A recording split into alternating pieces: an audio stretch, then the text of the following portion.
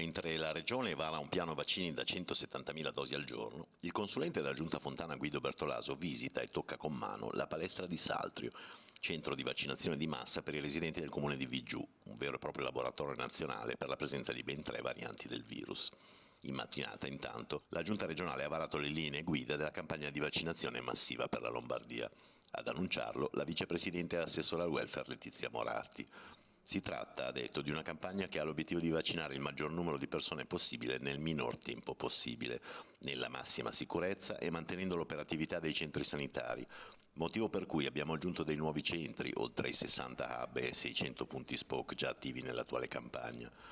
Vogliamo vaccinare 6,6 milioni di persone entro il mese di giugno, sempre se ci saranno i vaccini, e per farlo dobbiamo garantire 170.000 dosi al giorno. La polizia locale, tutte le categorie a rischio, tipo i disabili, e poi entro la fine del mese cominceremo a vaccinare anche quelle che sono le persone più fragili, quelle che hanno delle patologie croniche e che quindi hanno bisogno di maggiore assistenza, gli immunodepressi, insomma le categorie più a rischio. E poi appena avremo un quantitativo di farmaci, di vaccini sufficiente, cominceremo a fare la campagna massiva di vaccinazione.